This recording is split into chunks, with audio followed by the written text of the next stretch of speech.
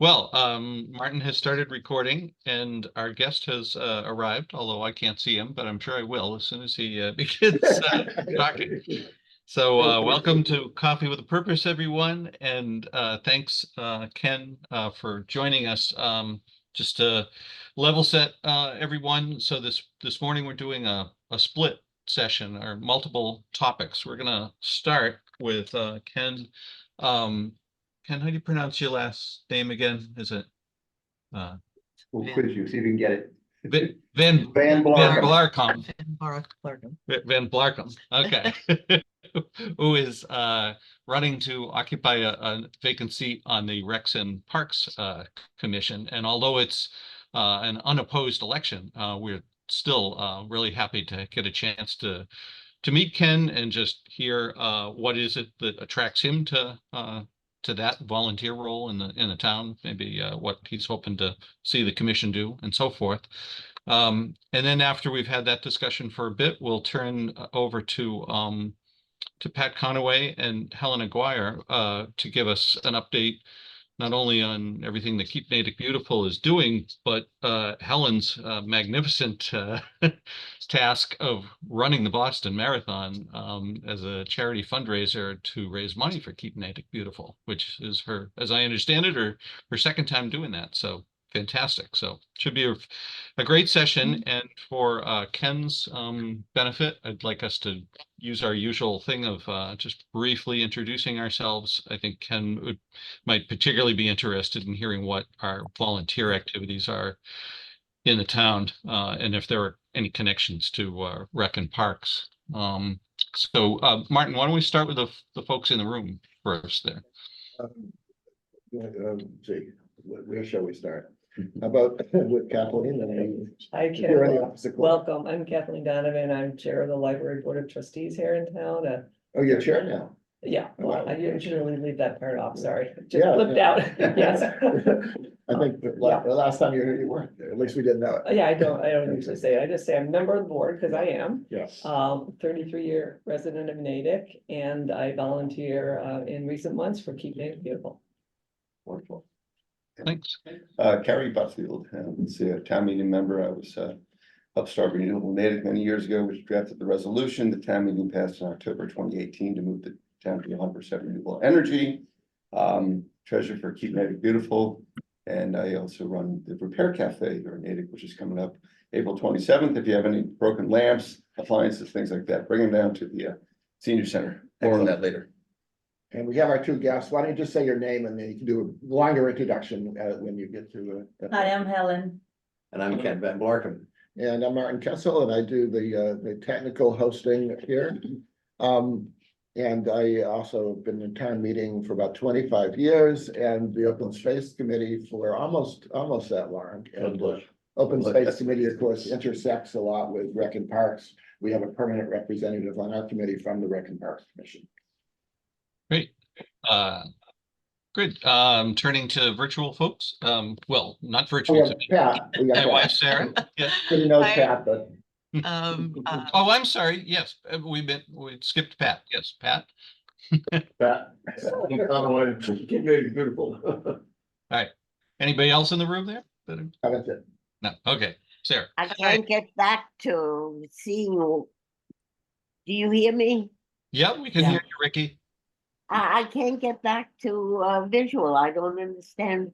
I'm in the lost land of Zoom and how to do. We can see you. everything. Is Jay around by any chance? Maybe he can No, cover this with you. He's But we, still sleeping. well, we But can hear you. And, We can. I don't know what I did here to get screwed up, Yeah. but I'm Ricky Ball, and I've been with you guys for 63 years in Natick, and I miss you.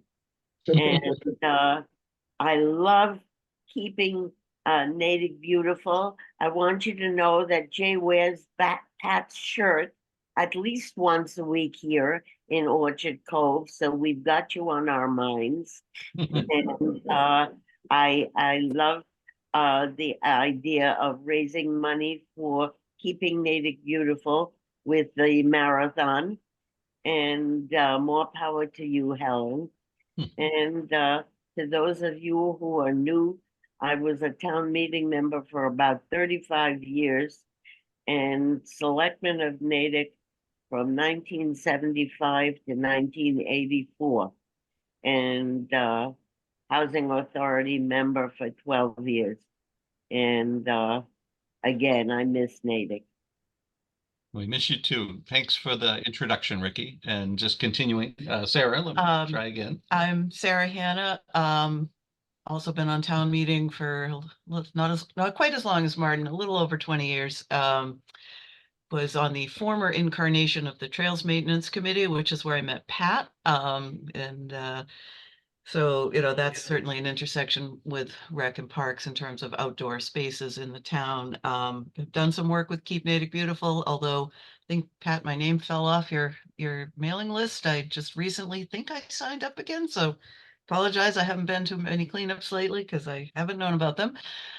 Just recently got appointed to the Community Preservation Committee, which will be another area that will have some intersection with recreation.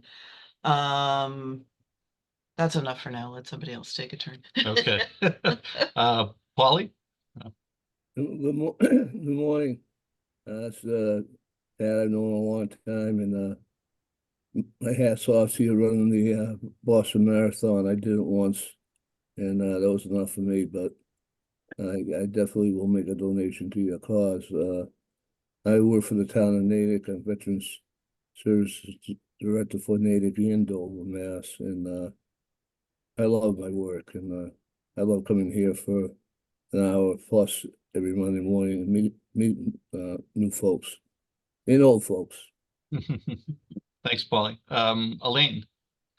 Relatively new to Natick, have long time involvement nationally and internationally with disability rights.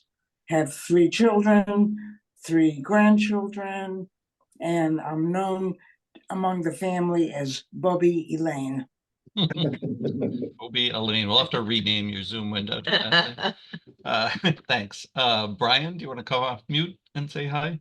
Good morning, Brian McPherson. I'm a butter of Lake Cochituate and working with Pat with Keep Natick Beautiful. Thanks for coming. Always enjoy this. Lots of information. Thank you. Thanks, Brian. Bill? Hi, Bill Ramage. Interested to hear what you have to say, Ken. I am also a recent addition to the Community Preservation Committee. Looking forward to working with Recs and Parks on that, and also active with Keep Natick Beautiful at Pegan Cove. I'm going to have to leave early, so it's no disrespect to Keep Natick Beautiful, and I've already talked to Carrie about how to contribute, so I'm good that way. Great. I'd love to hear from you, Ken. Thanks, Bill. Rick? Hi, I'm Rick Devereaux. Moved to Natick just about exactly 6 years ago with my wife. We love it. I've been a town meeting member in Precinct 8 for all of 2 years, starting another year this year. And Ken, I hope this is right up your alley. I'm a volunteer like Bill and Sarah and a couple others with econatick.org, and we'll be having a green forum on March 19th in the evening. And I hope that's up your alley. This will be for candidates running unopposed like yourself. So we have a separate one for the school committee, which will happen before that. And Helen, I'm supporting your run. I'm looking forward to being down there with the rest of the Keep Natick Beautiful folks cheering as you come by. So I hope Pat, you're organizing another one of your big, eat-ins to keep her going and keep us going. Thanks, Rick. Carol? Yes, good morning. I'm Carol Berkowitz. I'm a town meeting member. I've lived in Natick over 50 years. I live on Lake Cochituate, so I've done a lot of work with the DCR regarding the lake, and happy to have you here and hear about Parks and Rec. Thank you. Thanks, Carol. Cindy, you're on mute at the moment. There we go. So glad that you're here to talk to us today. I am a 4-year resident of Natick, and steward of the Takawambe Trail and occasional picker-upper at Coolidge Field. Thanks, Cindy. Danielle, currently on mute. Good morning, everybody. My name is actually Danny Newland. Everybody calls me Danny. Oh, sorry. I'm a novice town meeting member. I think I'm only on year 5. And I moved to Natick in 2006. And I'm the chair of the Natick Special Ed Parent Advisory Council. So, and I've done that for longer than I've been a town meeting member. So that's my longest tenure. And I think one of the things I'm interested in is hearing about any plans to make our playgrounds more accessible for kids with physical disabilities, because the truth is we're very friendly folks in Natick, but we don't have a truly accessible playground in Natick. So I do think this is something that we should have a strategy for attaining for our kids. Good question. Thanks, Danny. Brinley. Good morning, Brinley Vickers. I'm a 23-year resident, maybe. I lose count. I am a second-term town meeting member. I was with the recycling committee for 15 years, way back before sustainability and net zero. We had recycling committee, and I was on that. I was on the pay-as-you-throw task force way back when we were trying to figure out whether to do stickers or the blue bags or all of that. And I am a huge participatory family and fan of Parks and Recs and all of the programs. We have two kids still in the school system, and I was one of those parents who stood out at Dug Pond at 5 o'clock in the morning to try to get swimming lesson registration for the class I wanted. And I'm really, really glad you're here this morning. Thanks. Thanks, Brinley. Sally, you're on mute at the moment. Yeah, maybe she's away from the computer, so she can introduce herself later if she comes back. And I'm Doug. I moderate the discussion feebly and tag along with Sarah on a lot of her volunteer activities around town. So welcome, Ken. As you can see, a lot of folks involved in different activities in towns, and love to hear what you've got to say this morning. Well, thank you for the opportunity. I appreciate it. A little intro on me. I'm an antique dealer, an art appraiser, and auctioneer. My office is in South Natick, overlooking the river. We won't mention the falls. We'll just say the river. And I've owned the building 36 years. I've been there 36 years working. I've lived there 11 years, changed the space upstairs into living space. Been an advocate for the parks, especially fought a number of years ago for Shaw Park, which got me involved very quickly, deeply in Park and Rec meetings and all that entails.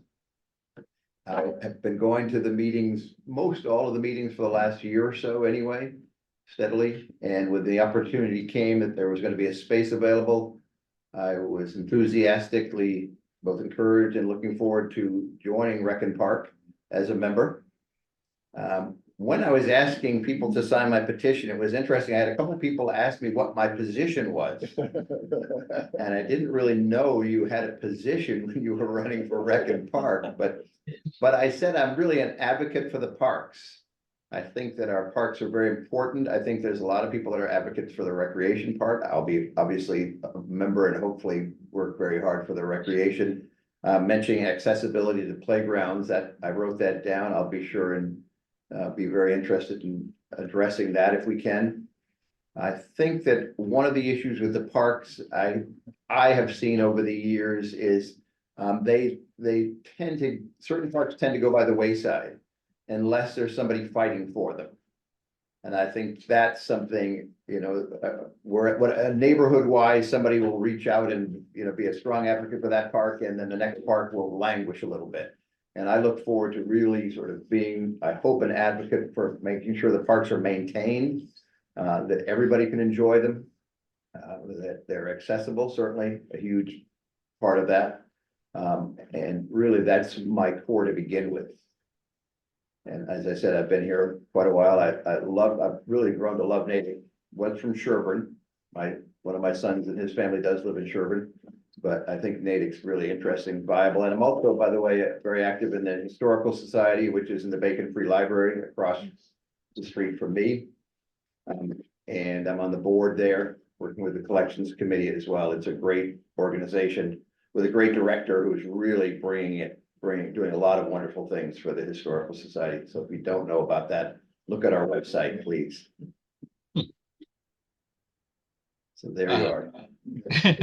Thanks for that. You know, in terms of maintaining the parks, what's the basic relationship between Parks and Rec or Recs and Parks and the DPW? I guess I'm just not clear on who does what, or, you know. Well, it's DPW, certainly. I think there's a good relationship as much as have seen anyway from the outside. I think they work well together. I think it's really a case of sort of stepping up and making sure they're working on things if there's an issue. I think some parts of the parks have, I will say in South Natick, if you're familiar with all the goings on, obviously due to the dam, there are 3 parks in South Natick. There are actually 4. They're sort of, you know, within feet of each other, but there's Shaw Park. Then if you cross the street and go behind the library, right there is Old Town Park. Some people refer to it as the Dam Park, but it's technically Old Town Park on the west, if you will, or north side of the falls. Then crossing over, that's Grove Park. And then beyond that is the multi-purpose space / park. And that is the one that's really was the tennis court / basketball court / skating rink / swamp / you know, it's been neglected considerably. In the last few years, it's interesting, it's been maintained by a group of young people that are skateboarders. And they park their cars either right in front of it or down 22 Pleasant Street's driveway. But they have cut down brush that has fallen into it. They've moved things around and built different ramps. So while in normal cases, you'd think, oh, they're sort of interlopers here, but they've done a pretty good job, I will say, of turning into a little skate park for themselves. With the weather we've had recently, it's more like a pond most of the time. But that's one of the things that if you look at what's entailed for the whole restoration of the falls area when the dam is removed. That's one of the parks, it's one of the spaces that will be included in that process of restoration and, you know, redoing that whole group. Shaw Park won't change, but the Old Town Park, Grove Park, and that space will be changed completely. So does Rec and Parks Commission have input into that project, the redesign of those parks then? They absolutely do, yes. Yeah. Yes, they will have input. You know, Rec and Park is an advisory group to the selectmen in the town. They have no particular, you know, voting power necessarily. They are a recommendation. They make recommendations to the selectmen. But I think they do a lot of investigating and research to figure out what's the best route to take with things like that. And I think that they'll be a good advocate for all of those. But you know, there are a lot of new parks in town. Navy Yard, Effler, they're great parks that have really come. It took a lot of work. I know the Rec and Park, different people that were very much involved with that, working with both the DPW, the construction teams, all the people involved. It was a lot of work, but it turned out very well. Is it solely advisory work that Rec and Parks does, or are there volunteer activities to actually do any kind of park maintenance or improvements or beautification or? That's a good question. It's mostly advisory. I think a lot of the people on Rec and Park are certainly they're put on different committees, both in the town and on volunteer working in different restorations. But I know I look forward to learning more about those. Cool. Yeah, we drove by Navy Yard Field Saturday, and it was mobbed. I mean, people are definitely enjoying that park. There were tons of Well, it's sort of, you know, build it and they will come. Yeah. Yeah. A lot of very interesting equipment there. So. Yeah, that was a Cool. long process, great Yeah. advocacy. Bill Ramage, you've got your hand up. Yeah, while you're talking about Navy Yard, I live within walking distance of Navy Yard and also passed it when it was 58 degrees and there wasn't enough parking. People were parked all over the place. It was great. There's one issue at Navy Yard that is a concern though, and that is there is no DPW garbage collection at the Navy Yard. It's a carry in, carry out goal, I guess, of Rec and Parks or DPW anyway. And that's really not working. Keep Natick Beautiful has tried to fill in some of the gaps and Pat can talk more about that, but it would really be helpful if somehow we could get some containers for garbage so that folks don't have to try to remember, because it just doesn't happen. It's just not the real world. So anything you can do in that area would be really helpful. I think it's actually, that's a great idea. When we were working with Shaw Park, 10 years ago, almost now probably, there were 2 different barrels in Shaw Park for trash. And at one point, I think it was DPW decided that they were just too difficult to maintain or remove constantly. And so they just pulled them out of there. And there's a group of volunteers that we call the Friends of Shaw Park that kind of help to clean it up.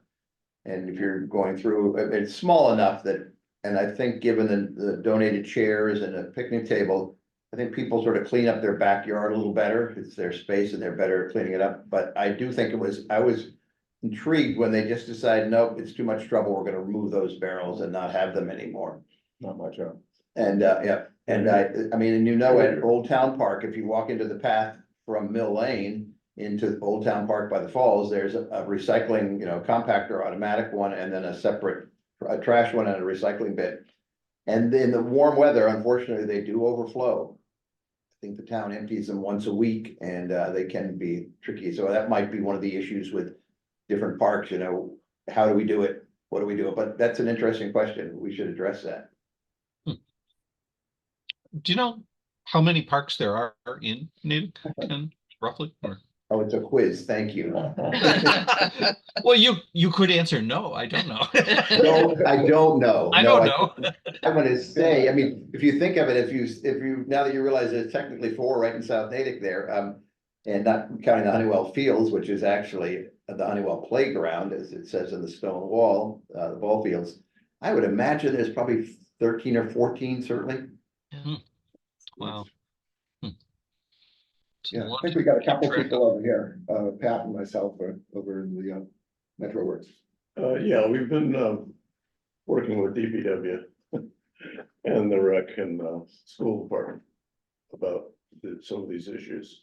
And what Bill is saying is quite true. People who go to these games and parks and playgrounds, they don't put their coffee cups in their purses and take them home. It's not happening. No, I know it.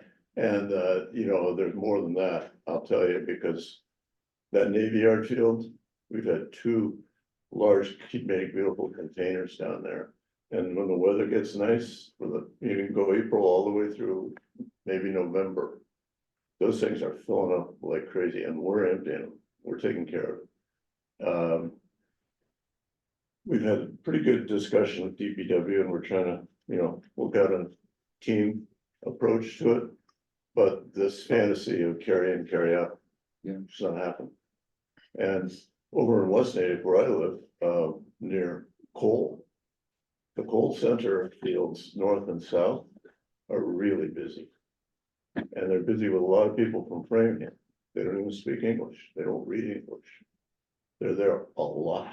There are all kinds of pickup soccer games, including the, more traditional youth, activities and leagues. It's just unbelievable how much stuff is there. And those fields are in use. And, we set up the Keep Natick Beautiful units over there too. Just Band-Aids on the whole, all over town, literally. Wilson, Benham, Keaton Cove Park, Shaw. I mean, we used to try to do Shaw. There's only so much we can do because it depends on the number of volunteers. We have the East School, the Connor Heffler area, the popularity of pickleball. It's a, Oh, yeah. and those areas are getting used a lot. And I don't think John Westerling has probably enough guys, or I don't mean men and women, they cut the grass, but they're not doing it. They don't have the people that are picking up barrels and emptying stuff. Well, one of the interesting things is when I used to walk my dog in that area all around, if you walk in different places, whether you're walking at Elm Bank or even along up Union and then down Brook Street and across the aqueduct, people have put up very specific, very well done small signs. It's, the logo that says, please pick up after your dog. Oh, yeah, that's And it another one. seems to me when I'm at the the Honeywell ball fields where I see trash after people have left a youth ball game, it's not a very good example to set to your kids when you just leave your trash on the ground. But it wouldn't be a bad idea to have one of those kind of signs that, basically implores them, pick up after your child, pick up after yourself or whatever, take your trash with you. I mean, if the dog, you're trying to shame people with the dog signs, and I think it works well. So I thought of that one time I was walking through Honeywell Fields and seeing the trash after a game, little bottles and plastic bottles under the bleachers and things like that. I'm thinking, how hard would it be to put a sign? They have all these signs on the fences that tell you about being a good sportsman. How about picking up your trash and taking it with you? I know it's not easy, but maybe even a barrel there with parents or something that, I know that the Little League is a powerful group with a lot of people involved. I don't see how hard, there's a space at the Honeywell Fields for people to park their car. If they are the parent or the whatever, they've won that space for the year. How about the one that gets that space, they get a barrel too to pick up the trash? I seem to read. Happened with when Johnny Marshall, who was an assistant town administrator, now I think, he was head of Rec and Park, and they had a program. And I think it kind of faded away with the green team. And each team for each game had that designation of being the green team, and they would pick up everything at the end of the game because it would rotate. And I've been kind of lobbying to see if It's a good that idea. restarted. But I think it was Rec and Park and John Marshall, and he worked with all the sports leagues and all, lacrosse, basketball, football, all the leagues that use soccer. And that had some success. This Good has idea. come up before at Coffee with a Purpose. I don't remember in what context, but I do remember this discussion about trying to get some of the youth leagues a little more active in cleaning up. I know all our kids are grown now, but our youngest was an avid soccer player, and that was part of the process. When you had a practice or a game, the team didn't leave until they had all looked around and made sure they had picked up their orange peels and their cups of water and so forth. And it took 2 seconds when everybody participates. I think part of the problem is that was picking up on the team side. But then we have parents on the other side that aren't being good stewards of the place as well. I think both Brinley and Cindy have their hands up. And Danny's got to head to another meeting, but thanks, Danny, for joining us. So Brinley? Hi, I wrote down signs as soon as we started talking about parks. I wonder if there's a way to apply for grants or something, because I do think signage is one of the things. I know, my kids played Little League, so for years and years, and we've talked about this so many times over the years with Coffee with a Purpose about sports and Honeywell, but all of the fields and then picking up. So it's definitely a thing. I've always felt like it needs to come from the top down. I really think it's meeting with the league officials and kind of part of the parent coaching process that they need to be reached out to directly to say, hey, this is kind of what we need from you guys in your coaching. Can you please include this? Maybe, we used to run all kinds of ideas by maybe there's a competition that runs through the whole year of the the particular sport or the particular team that does the best job of keeping their fields cleaned and picked up after. And I do think signage is key, because I do think there are a lot of families who don't read. And I know I go to the parks, and it's easy if and when the signage is there, it is very easy to miss. It does not hit you in the face like some of the other signs. Yeah. Thanks, Brinley. Cindy? Yes. So when I first started working at Coolidge Field, I would show up after a ball game, like maybe opening day, and there would be bazooka wrappers along the whole bench. And so I reached out to Pat and we talked, and he told me about that prior collaboration and the whole thing and how it was working so well. And now there's a new person and blah, blah, blah. So I looked up and called the head of the Little League and sought to maybe attend that first meeting when the coaches are all meeting and everybody's like, I was pretty bluntly told that would not be necessary. And I also pursued it on the Parks and Rec end and was told, and I also saw the paperwork that the Little League, they have a contract with the town. They pay for the use of the fields. And part of the contract is that the fields are clean when they're done. So it would seem that there could be a little thumb pushing from the town end that, and there maybe there could be a collaboration between Keep Natick Beautiful and the Parks and Rec to go to that meeting and get the coaches on board. It's if the coaches are on board, problem solved. And my other thought, and this is more related to Keep Natick Beautiful, but it's also, if there was a partnership there, you go to the schools and do what was done on television with Lady Bird Johnson in the 60s. I was born in 1960, so it made a big impression to see those ads about the highways covered with trash, and then the film. It was before the Indian one, but just the whole idea that this is our country and we take care of our land, and this is our hometown and we take care of our yards and we take care of our public spaces, and there are a lot of people who come from other places and maybe they don't have that same ethic, and maybe younger people whose parents have paid people to take care of the yards, they're not, it's not part of their thing. And it could be so easily, just because kids they want things to be right. And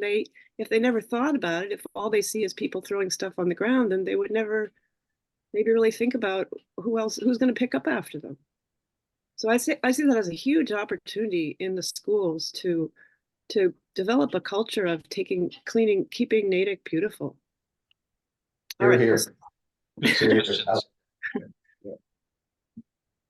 Ken, did you want to respond to any of that? We also have a hand up for Rick Devereaux as well, but I think I disagree. I think that it is sort of a grassroots effort. I think Keep Natick Beautiful and Rec and Park and trying to work in collaboration. I think speaking to the Little League wouldn't be a bad idea. As they said, they do use those facilities with Natick's permission, if you will. One would say that they've been there an awful long time and doing a good job advocating, but there's another avenue there, another thing they need to do. After Rick, I wanted to ask a question. Somehow where our virtual hand over at Neverworks isn't operating, so I'm going to have to shout out if anybody wants to ask a question over here, or else try to wave frantically. But after Rick, I have a question. Okay, so Rick, go ahead. Well, I can defer to Martin if it's on the same thread of litter and cleanup, because much as I love that thread, I was gonna go in a different direction. Martin, what's your? No, I keep on litter. I have something completely different. Okay. On a different note, Ken, that whole area in South Natick, obviously, when it happens, I think there are two opportunities. One kind of, which is probably already being thought of, which is to make sure that before work starts on that, and disrupts people who are going to come and have no idea what's going on when they see, for instance, the spillway being partially removed or something like that. People are going to be very upset unless they understand what's going on and why. So I think there needs to be a real educational board or something that's there, because we can't count on anything else. People come from all over the place, obviously, not just from Natick, to visit that spot. And it's also an educational opportunity, which that's the second part of what I was going to say, is that after the parks are finally done, it'd be great if there could be, again, some ways for people to see what it used to look like and what the spillway looked like, and how this came about, and sort of learn about river and dam care and returning things to a natural state and why that's important. So I think I guess to summarize, there's an educational opportunity there that's rare and maybe unique. So I'll leave it at that. I mean, I'm sure there's a lot of planning to go into how these parks get used and what happens and what the opportunities are, but I'll just leave it at that. Thank you. You don't need to respond to that. But I could respond real quickly and say that if you haven't, go to the town's website and go look at find I think it's the dam/CR. I think there's something there, right. Charles River. Yeah. And that'll give you a lot of both the history of all that's gone on with it. And I think linked in that is an early history that was done by a student from Wellesley that gives the whole history of the falls and the dams and the mills that have been there, the different things over the 300 years. And so that's an interesting start. I think there's a lot there. And also in the Historical Society's website, the Natick Historical Society's website, there's some good information as well. Right. Yeah, and those are great for people who go there and look. And I'm really talking about meeting people when they come with signage and plaques and that kind of thing. I think there is a banner there now. There is a banner at South Natick, at the Old Town Park on the one side, attached to it, that tells you a little bit about, look here, it says, if you want to know what's happening here. There's a plastic, wired to the railing there that directs people. I don't know. I'll have to look at it and see how up to date it is, but it was put up by the town about a month ago, sort of to direct people. Great. They'll know what's going on, and it does give them access to the website. Great, thanks. I didn't know that. That's exactly the kind of thing I'm talking about. Thank you. Cool. So I know Martin's got a question, and then I know I've got one more question myself, but and then maybe we can start to turn towards Keep Natick Beautiful and the marathon. But Martin, go ahead. Actually, Rick's question really goes right into mine, so right along the same lines. Yeah, the signs that are at the falls right now direct people to the public meetings mainly that we're talking about these issues. And those sites will have up-to-date information, but I think what Rick was talking about is more along the permanent park design. And the dam committee, which I happen to have been on as one of the outlying members, one of the things we wanted was historical markers at that site to tell people what had been there in the past. And personally, I think there was a lot of emphasis on the nitmucks and what happened in the 1600s and before, but there's a lot of history since 1600, which should be memorized as well, the industrial era. And then since 1934, when the dam had nothing to do with industry, it was about recreation, which is that should be commemorated as well. So I think permanent markers as part of the park design hasn't come up in the small amount of park discussions we've had so far. That hasn't come up, for example, which is actually what I wanted to mention, which is the park design process. And I'm sure you're aware because you're like probably the closest to butter, and I'm not far myself. Actually, I'm only about a 10-minute walk. But there was one public meeting, and I was wondering what your opinion of that was, and the process that Scott started, and how to involve more people. I think one meeting is not really enough because there's just so many issues in so many parks, and so part one is what do you think about the process for getting the park to really have all the aspects that it should have, And secondly, do you have any specific ideas on the park that you're hoping is gonna be adopted once that design goes forward? I agree, one meeting or a couple of meetings isn't enough. I think that there was a virtual meeting. There's been a couple of meetings, a virtual meeting, and then that same virtual meeting was gonna have a repeat of the same material in person at Memorial School. That was a couple of weeks ago, and I went to the virtual meeting and a Zoom meeting, participated in that, where you could ask questions, post stickers virtually and with a lot of questions. It was a sort of an hour and a half, and I think with all the participants, and there were quite a few, it wasn't quite enough time to look at it. The next meeting at Memorial School, again, this was to do with the redesign and everything of all the parks when the falls are gone. That at Memorial School, I don't think it was as well publicized, because it, Well, that one wasn't about park design, the one that actually. well, it was a repeat. They were supposed to be the exact same meeting. So they even said, if you went to the first meeting, you don't need to come to the second one. Yeah. But more people came because it was in person and you could ask questions about the people. But that meeting wasn't on park design, that was on dam removal process. Right, The one that was on park design was supposed to be hybrid, and because of the storm, it was only on Zoom. So I Right. think it didn't quite. and I don't think that got the play that first It was one. confusing, because there's 3 meetings on 2 subjects, and I. Yeah, think you're people right, were a bit exactly. confused by it. Yeah, the first was park design, which they laid out 3 different designs. I have heard from a number of people that, and it's kind of like the town seal. Everybody's like, oh, I don't like any of those 3 designs. And it's like, well, they're the designs. They may not be the end result. But we'll see. But I think, yeah, you're right, Martin. I think there needs to be more. I think that you see a core of people too, if you look at whether it's Zoom or something that are doing, participating, it's like 50 people or something. And, this is gonna affect, thousands of people, certainly the whole redesign. I wish they could have more publicity about that, make sure that everybody's aware of the different meetings and have more input.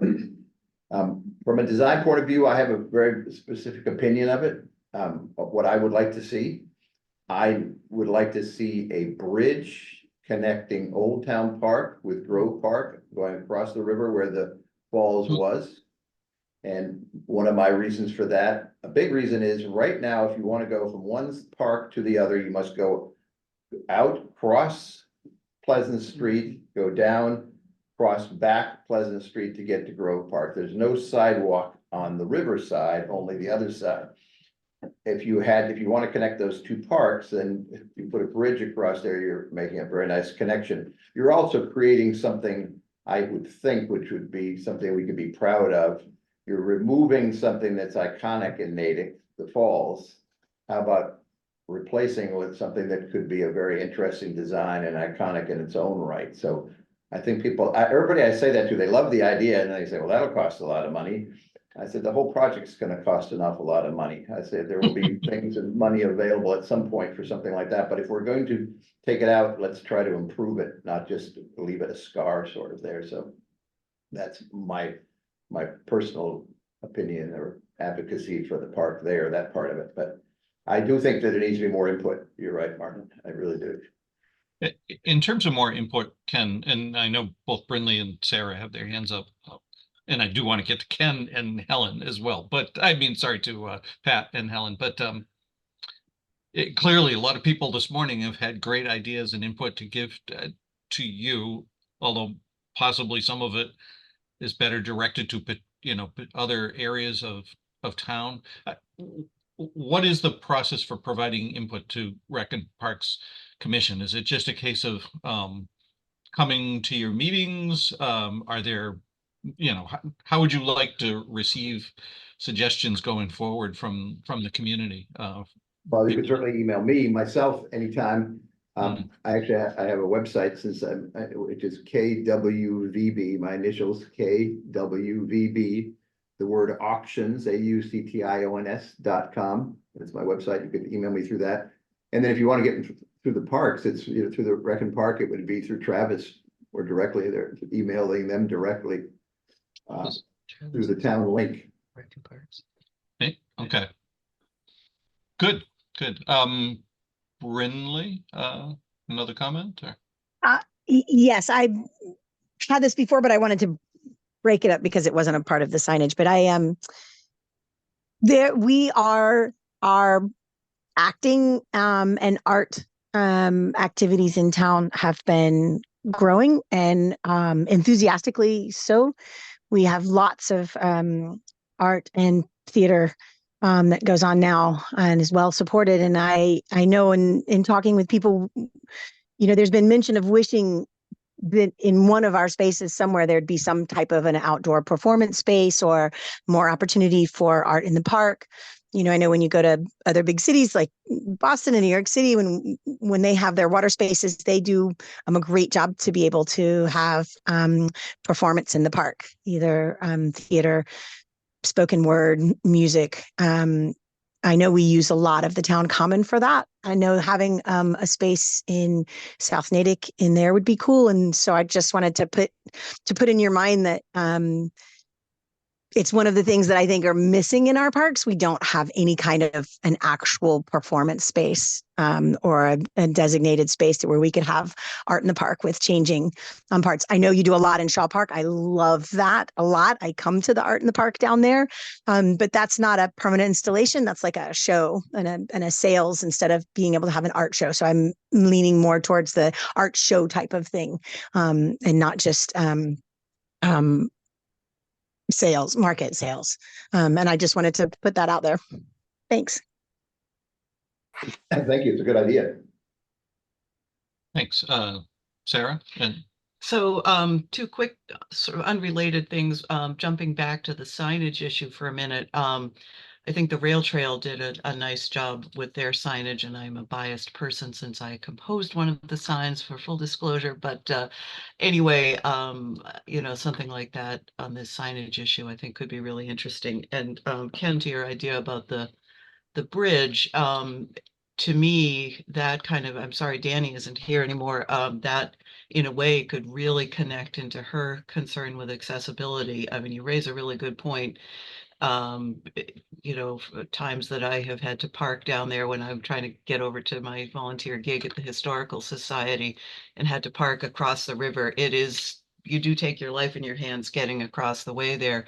But I think, if for me as somebody who, even with arthritic knees can walk okay, it's just super compounded for somebody with a physical disability. So, the reason I'm mentioning all this is that could perhaps bring up some grant opportunities to help fund as people say, oh, that bridge would be cool, but it would be expensive. But perhaps there might be some way that it could be leveraged as an accessibility issue to help people get across the river. So that's my 2 cents worth.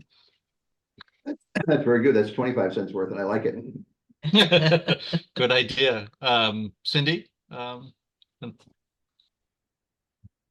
you're on mute. Ken, I don't know if you can see the chat, but I put in a note about a temporary kiosk. If something's permanent, somebody reads it once, they're not going to come back and read it again. But in the next 2 or 3 years, as this project evolves, a temporary kiosk that might come down or might stay because it's a good way to put up new things that people will read when they are there on spot instead of directing people to a website. There's a great example at the bottom of Coolidge Hill on Jefferson Street, that entrance. And you can, if the map changes, you just put up a new piece of paper inside the door. And if the project is evolving, you say, okay, here's what's happening in the next 6 months. And if people realize that it's changing, then they'll come and look at it every time. That's a great idea. I like that. So it's in the chat, but that's pretty much, I think, what I was talking about. You could put a history, decision-making involved with coming up with the plan, the reasons for removing the spillway, and all of these can be on letter-sized pieces of paper. A lot of great ideas here. Well, Ken, I want to thank you for coming and speaking to us this morning, and hopefully you've been interested to hear all of the wonderful suggestions and input that our group has. And you're certainly welcome to stay for the remainder of the discussion. I would like to turn it over now to Pat Conaway and Helen Aguirre. Ricky has her hand up. Oh, I'm sorry. Yeah, go ahead, Ricky. Yeah, this is off the track, literally. I wondered what the relationship of the rail trail is to Rexon Park. Is it part of what you look at and what you have concerns over? Or is that an entirely separate entity that does its own thing? It's a separate entity, but Rec and Park does have a representative on the committee, on the commission or committee. The CRT advisory. Right. Because my concern about the rail trail, I've gone to the New Year's Eve walk and I found it delightful. Although this last year there were fewer booths and fewer fire pits, and the lighting was horrific. You couldn't recognize anybody. And I think there needs to be some thought given to permanent lighting along the trail, what's appropriate and what's necessary. Thank you. You're welcome. Good input. All right, cool. Thank you very much for the opportunity. I appreciate it. Thank you all. Yeah, Thank you, Ken. thanks, Ken, for coming. And thanks, Thank you thanks, so much, Ken. I didn't hear that last comment. Or maybe it was just a thank you. Okay. So thank you. Yeah. Can we go down to Pat? Is Pat still here? Yeah, good I morning. see Helen. Pat or Helen. See Helen too, yeah. Okay, Keep Natick Beautiful. Briefly, what are we trying to do? Got my son saying here on the mug, building common ground by picking up trash from our grounds. That's basically what we do. And we try to shamelessly recruit anybody all over Natick. We've got probably about 50 hardcore helpers, volunteers, which is you'll see several of them right here on this Zoom meeting. And we're developed kind of an ambitious approach to litter, called Litter Defense System. And throughout Natick, we've got 70 trash and recycle bins side by side all over the town, especially at some of the busy parks. And what they are basically is very simple. Invitation to people to do the right thing. That's all they are. And to maintain them and keep them going, it requires a lot of help, a lot of volunteers. Unfortunately, you're looking at several of them here. And we do these day-to-day, week-to-week activities. And then we also do larger initiatives with sometimes with corporate groups or school groups or church groups or, you know, bigger constituency. We've even challenged ourselves. We're going for about a dozen years here. And we've taken on some of the worst litter nightmares in Natick. And we're still working on them, but we made progress. And one of the little jewels is like Coolidge Hill, which is used to be called Glass Mountain. Kids are going up there and they smash all their beer bottles and their heavy party scene up there a lot. But we've been able to get up there and not just put a dent in it, but really bend the curve, the universe to a better and more appropriate way to live in the town. So we are attempting to inspire people to take the local environment and heal it. What I mean by that is the local environment is MIA, misunderstood, ignored, and abused in a lot of areas. So we're trying to change that whole ethic, and we're trying to get people engaged. And the whole idea is to involve people and get them out there doing things. Like most people like to take a walk once or twice, 3 times, 4 times a week. And we say, okay, if you're gonna take a walk, here's a bag, here's a picker, walk your route, just pick up what you can as you're walking along. Trash walking. Yeah, so there's that activity. But it all comes down to this question. How are we supposed to live on this earth? That's what we're trying to figure out. We're this large, gifted mammal. And we don't know how to live with all the other creatures and plants and little tiny bugs and insects. We don't know how to live on this earth the right way. So we have to figure that out. We have to remember that we're just part of this fantastic thing. And, you know, we're capable of fantastic achievements, but we're also capable of horrible, misguided destruction, hate, oppression. So as a mammal, you know, with a very large brain compared to body mass, we got to figure this out. We should be able to figure this out, how we're supposed to live on this earth. So that's my little preach. But what I'd like to do today especially is introduce Helen. Helen Aguirre is our champion, our marathon. A couple of years ago, she ran the marathon for us and raised a lot of money, and she's signed up to do it again. And I've even roped her and her sons into helping me here and there all over Natick. The three worst litter nightmares in Natick are Speen Street and Route 9, Route 27 and Route 9. And you know, Route 135, pretty much from Framingham all the way down to the dog park. And unfortunately, a couple of those areas are very dangerous and hard to get volunteers in. But we're finding a way to do it. So let me stop there, and I'd like for Helen to introduce herself and tell her about her mission. Hi, everyone. I'm Helen, and I'm excited again to run the marathon. I'm happy to recognize most of you. I've lived in Natick for about 20 years now.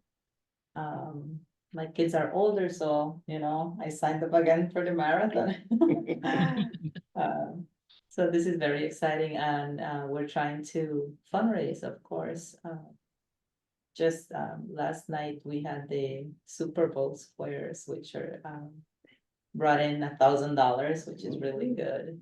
And we've raised probably 1,500. No, about 1,750 so far. You're Yeah. about 22% of the way towards your goal. And you know, you raised a whole bunch of money 2 years ago. Or Yeah, we just started, so we're looking forward to, you know, fundraising in this couple months. But it's I love to be able to be part of Keep Natick Beautiful. We've done a lot with that, and you know, it's just very, very very interesting, the work he's done for so many years, and you know, it's an honor to be part of it. And Helen is out there for the cleanups whenever she can, and if she can't, then she gets her son to come out and help us. But that's great. And there's, you know, in our Facebook group, there is a link that will allow you to donate. Also on the website as well, keepnatickbeautiful.com. That's a kind of a work in progress, but there is a link there. And you could always, you know, just send an email to me, Carrie B at keepnatickbeautiful.com, to get more information about how to help support us. But it's a great effort you're doing, and applaud your tenacity. The last time she ran the marathon, it was because of COVID. They did it in the fall. Now she gets to enjoy the training during the winter months. The real marathon. So I know that Cindy's got her hand up, but Carrie, let me just ask you, those at the website or the Facebook page, if we donate there, does that count towards Helen's fundraising goal? Is that directed towards that? Yeah. Yes. Yep. Right to it. Good. I can send an email out to everybody who's here. With that, I think some of you already have donated, but you always donate more. Yeah, we'll definitely put it in a follow-up email out to the full group too. Cindy, you got your hand up. Yes, Helen, I'm curious how you first connected with Keep Natick Beautiful. Well, my kids went to Johnson, and I remember I used to get like the flyers way back, you know, and I would see like, you know, little volunteer things going on, and like, you know, like come clean up, usually dog pond because I live by West Street. So every time I would see it, I'm like, okay, we gotta go help, you know, and then I saw the opportunity that we could run the marathon. I was never a runner, you know, I never thought I could run a marathon. And I was like, this is really good. I should do something. And Paul Joseph, he was the one who introduced me to, you know, to try to get in and run the marathon. So it was great. And then I just started going out, and I'm also doing the Coolidge Hill. I think you said you're the steward, right? Yeah. Trail Yeah, steward. it's Yeah, Stuart. so I do I'm the a same for that. And then you know, there's Pat and the whole team has done a really good job putting everything like the Keep Natick Beautiful worst areas into, like, you know, categories, and we just choose where to go. And usually Dog Pond is the closest to me, and which is one of the hardest one to keep up with. And you know, we just go and Roach Brothers area, 135 Spring Street, and you know, it's just a lot of work. And definitely we need more volunteers. And right now with the whole marathon and the fundraising, we're trying to get the word out and try to get more people involved, more volunteers.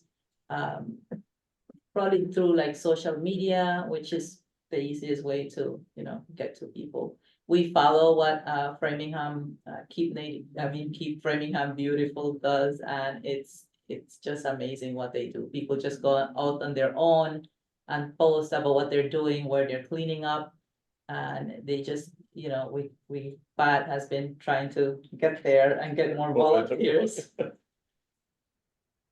Cool. Thank you. Ricky, did you have your hand up? You're on mute at the moment. You got to come off mute, but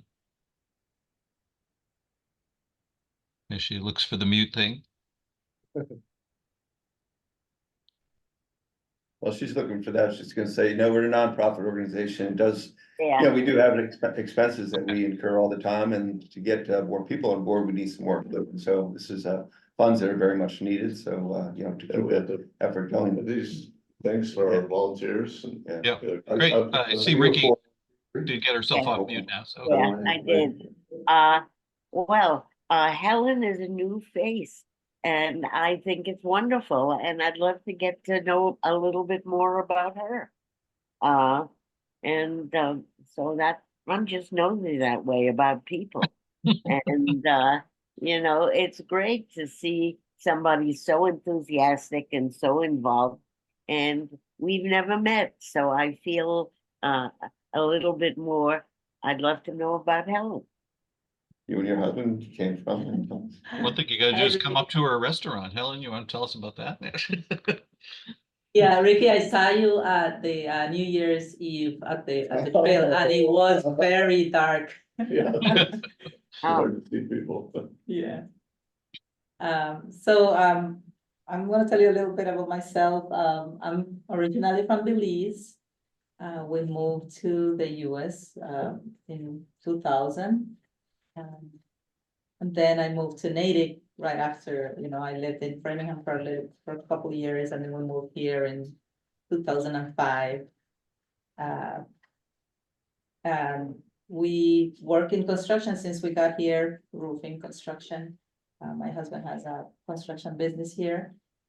And then 8 years ago, we started the restaurant business. We owned Baja for 8 years.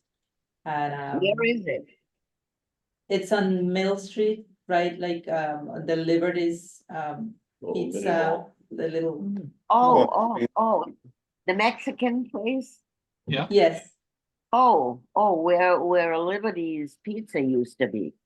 Liberty's Yeah, ice cream. Liberty's Yeah. ice cream. Oh, now I know. Okay. Now I know. Yeah, so I have 2 sons. One is out of college, and the other one just started college. So we're empty nesters now. I see.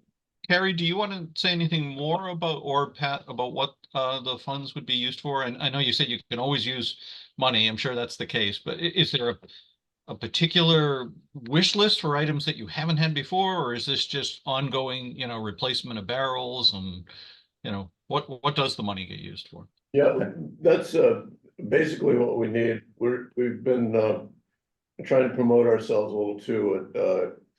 Every third Saturday, go to the farmer's market, spread the word, have a canopy and table, and distribute some of our literature and flyers and so forth. So we do need to, we need more equipment and swag, we want people to get out there, and when they're working, we like them to wear this stuff, take pictures of themselves, send them to me or Gary, and we try to get them out there so that people can get kind of fired up about taking good care of Natick. And so far, I think we're having some success, but one thing we could use, I mean, the money, it helps us get more volunteers. We still need about another 20 or 30 soldiers out there to do what we're trying to do, because once we're in a little bit of a winter pause, but once April comes around, we're gonna be at it pretty hard for 6-7 months in a row, and we're a little short on volunteers and funds. Yeah. So we could use both, and that's why we're taking this opportunity to use CWAP, a copy with a purpose. That canopy you spoke of it's a great visibility thing for us. We've got this you call it the feather that's out there. We go along, the entranceway to Route 9 East. We had that there. We get coffee and donuts for the helpers who come out. And then we've done, you mentioned like the trail work we did at Peak and Cove, where we had all the long, we have got a lot of 2x8 tents, I think they were, and all the other stuff that we had to put in the sort of the not the creeks, but the wood chips and such. Right. Hauling them in with wheelbarrows, all the work that we did there. It takes time and effort and money to buy those supplies. Yeah, we have some pretty good equipment which we've acquired over the year. Actually, I bought the boat trailer that we have at a town auction. Town was auctioning off its capital equipment about 9 years ago, and I got this old boat trailer for $300. Wow. It was probably a $5,000 trailer when it was new, but that was 50 years ago. So I have these things, and I have a large shelter where I store a lot of equipment and things that we use, and we're one of the few groups that can actually get out there on the roadways, the waterways, the woodlands, you name it. We can get out there and do some amazing stuff, and we have. And we've had great participation from some of the companies like MathWorks, Cognex. They've sent us teams of volunteers for big projects. And the other thing that we do, we do a little less of this trail work than we used to. But I do have 25 very good loppers. And so we go all over Natick where there's woodlands and that are being strangled by bittersweet vines and other nasty invasives. And we are able to really kind of save a lot of trees. A lot of trees are gone. Thank you. After we get done, because those vines are brutal. They'll pull down 150-foot trees, they can get that nasty. So we do a variety of things, and mainly we just want to get people engaged and out there doing something with their hands, For those who don't know, talk a little bit about how you got involved with this whole thing with the big heart, little feet, and sort of you were trying to, I think, educate kids and get them to appreciate the great outdoors. Yeah, I was a teacher for 40 years, and I did a lot of outdoor and environmental activities with students. So when I retired, I said, well, maybe I'll just keep doing a few of these things while I'm retired. I'm not much of a golf guy or go to the gym guy, I like to get out there and get my exercise in another way. So, I started, Big Heart Little Feet was the first, iteration of trying to do something really good for the local environment. So we had that name for about 6 years, and then we transformed our identity to Keep Natick Beautiful, because it just seemed a little easier to understand. Yeah, Keep Massachusetts Beautiful recognized the work that Keep Natick Beautiful was doing and really made that sort of their centerpiece of We did win the award for best chapter about 2018, I think it was. Keep And, Natick won the award for best Massachusetts chapter. Keep Beautiful won that award about, 2017 as the best chapter in Massachusetts. Amazing. Cindy, you got your hand up too. People was probably about 40. I think there are more than 50 chapters in Massachusetts now. And there's a real good guy who's in charge of it, named Neil Ryan. He's helped us, and we're one of the stars. But Framingham is really unbelievable. They have literally an army of people out there, and we sort of look up to them right now as a shining example of how you can. But Framingham's a tough town. It's huge. It's a city, and Natick's not easy either. The problem with Natick is that we have a lot of really wonderful citizens and sports leagues and programs and recreation. Fantastic. And I think Natick's a really well-run town. But Natick, unfortunately, is a cut-through town. Route 135, Route 27, Mass Pike, Route 30, thousands and thousands of vehicles a day. And the American automobile is a trash monster. It just, people at night, they just throw stuff out of their cars everywhere, unfortunately. So that's one of those things that we're trying to change that ethic. We spent 3 days over there, the entrance ramp to Route 9 East, and it was just, we filled up your trailer several times with bags of trash we hauled out. Yeah, it's so sad commentary. Yeah, as a pass-through town, there's probably an element of this that is never going to get solved. But Cindy, let me, you've been patient. Go ahead and ask your question or make your comment. So I had one thought. I had two things, and now I have a third. But one was that example of just carrying a bag with you whenever you go out for a walk, and the idea of maybe showing a picture of Mike Dukakis, maybe a little video snippet like on your website. Occurred to me. We've actually emailed back and forth a couple of times. Yeah, that because I mean, I guess if you're younger, you wouldn't even know who Mike Dukakis is, but if you're old enough, then you would certainly know, because they would always talk about how he walked to work every day with a plastic bag to pick up litter all the way to and from work. And then just as you were talking about the pass-through business, it occurred to me that those electric signs that, you go down to Sherborne and it's telling you, oh, you're going 36, speed limit's 30, you want the smiley face, you got to slow down. And and we have those big signs. There's one that's often in front of the fire and police stations that maybe you could get the town to put one of those at one of those intersections and see what happens, just to get people who are driving, because as you say, if they don't live in Natick, they're not going to get any messages that are posted on social media for Natick, but maybe something like that, just to sort of just a little thing that puts it in front of people's face about taking care of whatever. And then my last one is a question in terms of the, not jurisdiction, but like who does what between trail stewards and Keep Natick Beautiful people. I found another pile of shingles on Coolidge Hill, and there was glass on top. I picked up the glass because it was pretty manageable, but is that something that I would tell? I'll go with you About it, or put down it in the trail steward database. It's a big enough pile that it's like, you'd want a big trash bag. It's not huge. Yeah, we usually pick that stuff up ourselves, because the DPW doesn't go up to Coolidge Hill at all. No, And I mean the Trail Steward program Oh, that's versus like the Keep Wamba Natick Trail. Beautiful. How's that interaction between trail stewards at Coolidge Hill and your pickup people that go to Coolidge Hill? well,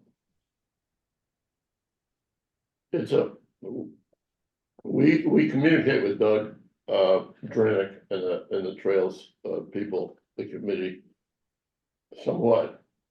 But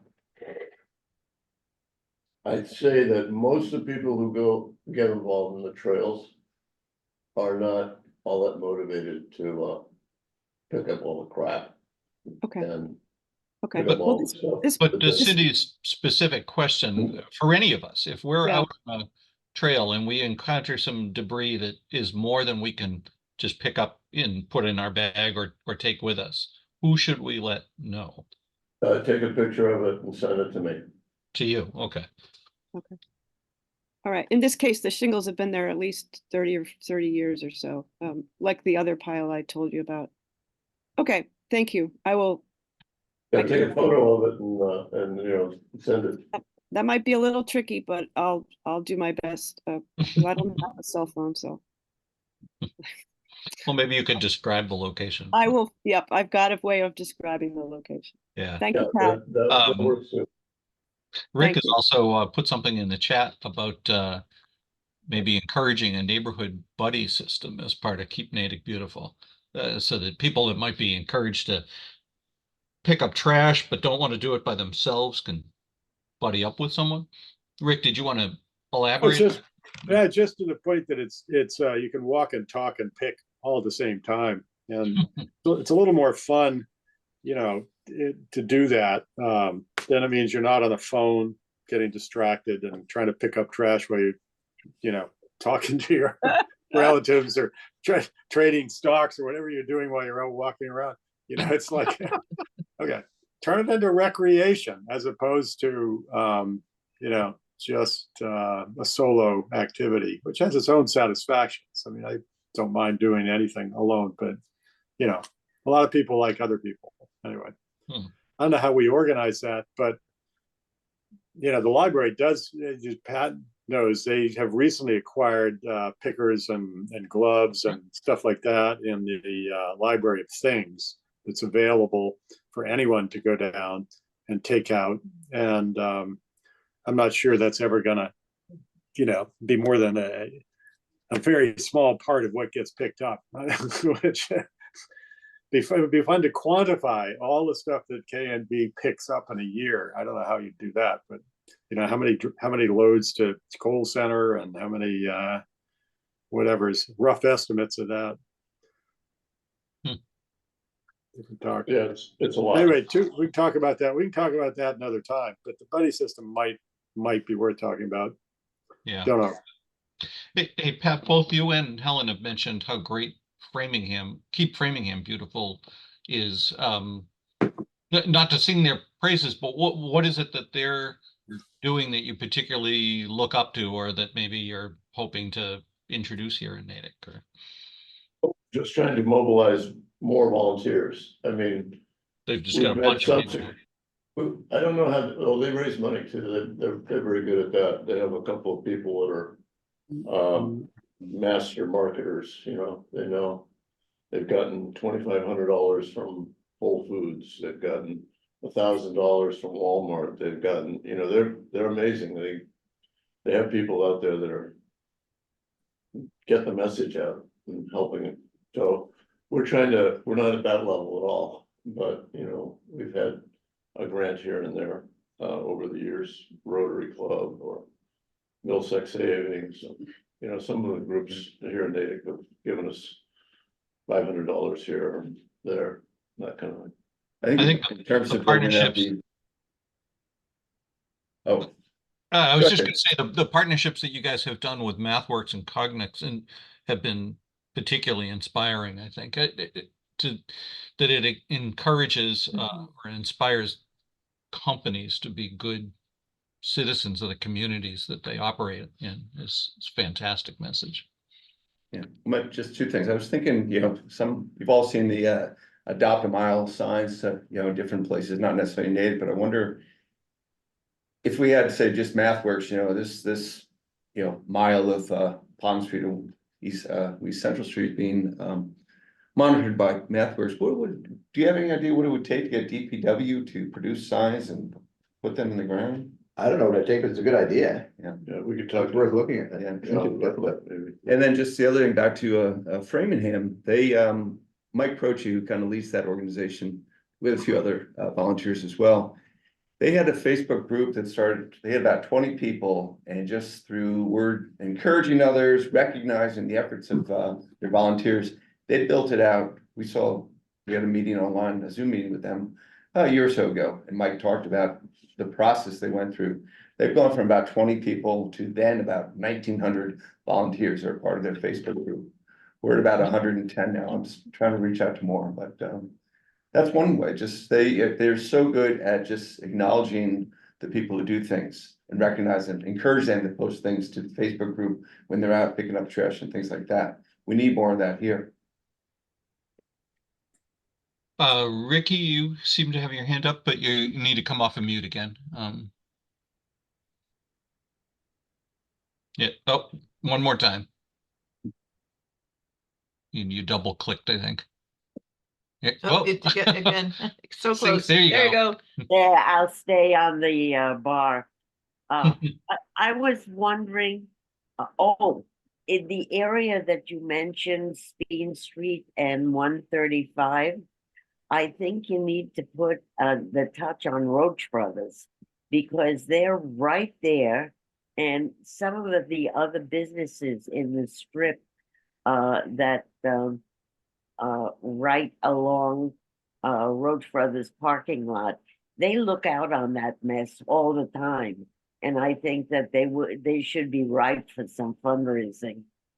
And the other question I had was, what relationship, do you have any formal relationships with the schools in terms of having integrating some kind of keeping the earth,